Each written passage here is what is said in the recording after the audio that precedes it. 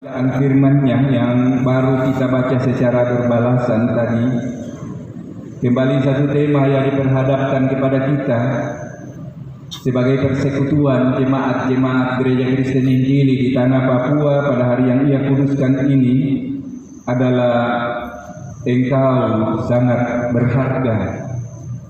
Engkau sangat berharga. Bapak Ibu jemaat yang saya kasihi, yang diberkati Tuhan, melalui perikop pembacaan kita tadi dalam kitab Mazmur pasal 8 berbicara mengenai manusia hina sebagai makhluk mulia. Itulah manusia dalam kenyataannya, manusia dalam hubungan dan tanggung jawab dengan Allah, dengan sesama, dan juga dengan alam yang telah rusak oleh dosa. Manusia menurut Mazmur pasal 8 ini sadar akan kedudukannya di hadirat Tuhan. Ia sadar bahwa ia hanya makhluk yang tidak punya arti apa-apa di hadirat Allah. Ia hanya debu. Namun sekaligus ia sadar bahwa dia punya harga diri yang sangat tinggi. Ia diciptakan hampir seperti Allah. Kita berharga, kita sangat berharga di hadapan Tuhan. Bapak Ibu jemaat yang saya kasihi, yang diberkati Tuhan, dalam Mazmur ini kerap kali terungkap pujian bagi Allah sebagai pencipta dan penguasa segala sesuatu. Salah satunya melalui firman pembacaan kita tadi, kita masih merenungkan firman pada minggu yang lalu dalam kitab Mazmur pasal 104, masih hangat. Dalam teks ini dikisahkan bagaimana keagungan Tuhan sebagai pencipta segala sesuatu. Tuhan menciptakan langit dan bumi, bulan, bintang, memisahkan air, menciptakan cakrawala, bahkan menciptakan hewan dan segala tumbuh-tumbuhan, bahkan menciptakan kita manusia yang dikasihinya. Akan halnya manusia meskipun rapuh dan fana, namun manusia dibentuk hampir sama seperti Allah. Dijadikan menurut gambar Allah. Kalau kita memperhatikan firman-Nya tadi pada ayatnya yang ke-6, sangat jelas Bapak Ibu jemaat. Dan juga kalau dapat dibandingkan dalam Kejadian pasal 1 ayatnya yang ke-26 hingga ayatnya yang ke-27 tentang hal ini. Sebagai manusia ciptaan Allah diberi kemuliaan dan hormat. Sangat jelas firman Tuhan. Dalam firman-Nya tadi masih berada dalam ayat 6. Bahkan sebagai ciptaan Allah, kita manusia diberi kekuasaan penuh atas semua ciptaan Allah pada alam semesta ini. Kita perhatikan ayat 7 sampai 9. Dalam keseluruhan teks firman ini maka dapat disaksikan Bapak Ibu jemaat, bagaimana Allah melalui keagungan alam semesta ciptaannya dibandingkan keberadaan manusia sebagai makhluk yang lemah di muka bumi, tetapi diberi kekuasaan dan keunggulan atas semua makhluk ciptaan lainnya. Sangat jelas kalau kita bandingkan kembali ke Kejadian pasal 1 ayat 28 tentang firman ini. Nah Bapak Ibu jemaat yang saya kasihi, yang diberkati Tuhan, kitab Mazmur pasal 8 ini menceritakan bagaimana Allah memerintah dengan membagi kuasanya. Membagi kuasanya kepada kita manusia yang dikasihinya. Ayat 6 hingga ayatnya yang ke-10 firman-Nya tadi. Allah berkenan untuk memberikan sebagian kuasanya kepada kita manusia untuk mengelola bumi dan segala isi ciptaannya. Bapak Ibu jemaat yang saya kasihi yang berkati Tuhan, disinilah tuntutan perlunya kita manusia menyadari batas-batas kekuasaan kita. Batas kekuasaan kita manusia digambarkan sebagai kuasa mengusahakan dan memelihara bumi alam ciptaan Tuhan ini. Kejadian pasal 2 ayat 15. Kalau kita membandingkan melalui firman ini, manusia tidak sama dengan Allah.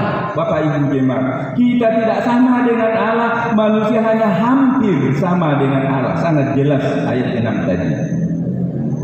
Jadi kita manusia mesti tahu diri sebagai yang diberi tugas untuk mengusahakan dan memelihara alam ciptaannya ini. Ketika kita manusia mengubah kekuasaan, mengusahakan menjadi kekuasaan untuk menguasai, maka diberikan kepada kita, kepada manusia.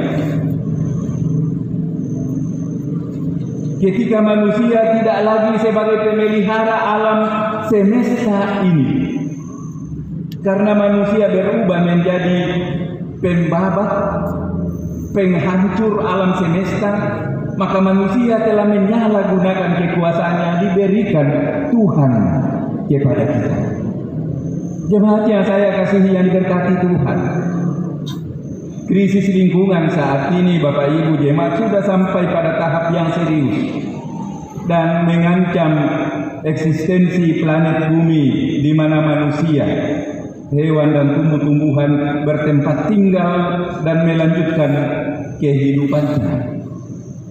Manusia modern dewasa ini sedang melakukan pengerusakan secara perlahan-lahan akan tetapi pasti terhadap sistem lingkungan yang menopang kehidupan manusia. Kerusakan lingkungan baik dalam skala global maupun lokal Bapak Ibu jemaat, termasuk di negara kita hingga saat ini, di republik ini sudah semakin parah.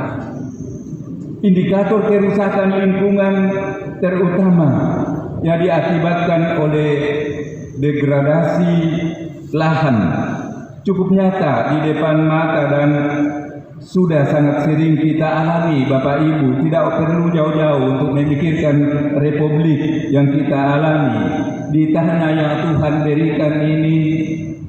Sungguh sering kita alami seperti banjir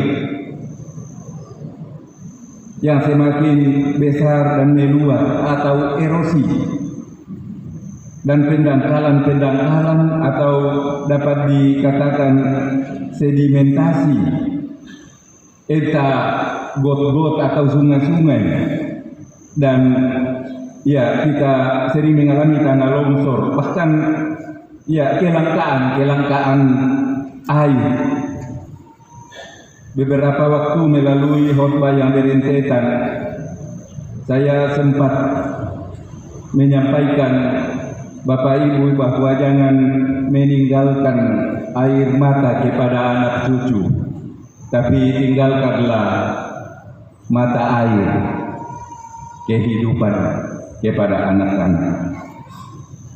Nah jemaat yang saya kasihi yang diberkati Tuhan, semuanya ini terjadi karena ulah kita manusia yang tidak bertanggung jawab untuk memelihara alam ciptaan Tuhan yang baik ini.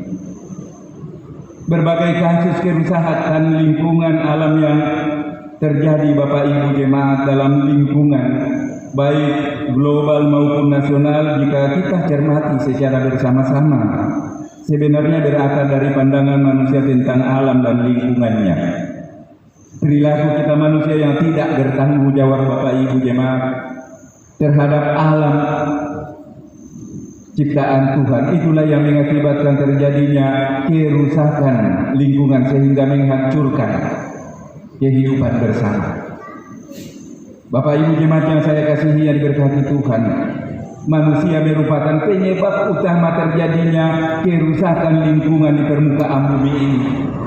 Peningkatan jumlah penduduk dunia yang sangat pesat telah juga mengakibatkan terjadinya eksploitasi intensif atau berlebihan terhadap sumber daya alam yang akibat ikut memacu terjadinya kerusakan lingkungan, terutama yang berupa degradasi lahan. Padahal lahan dengan sumber dayanya berfungsi sebagai penyangga kehidupan hewan dan tumbuh-tumbuhan termasuk kita manusia.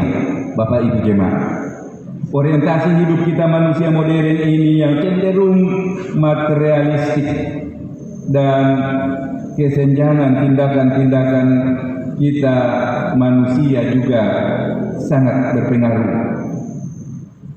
Kesalahan cara pandang atau pemahaman kita manusia tentang sistem lingkungan kita mempunyai andil yang sangat besar terhadap terjadinya kerusakan lingkungan yang terjadi yang kita lihat sampai pada saat ini. Bapak Ibu jemaat yang saya kasihi yang diberkati Tuhan, mesti sebagai umat ciptaan yang mulia, yang sangat berharga di hadapan Tuhan, mestinya kita harus sadari alam semesta diciptakan untuk kenyamanan hidup sebagai makhluk.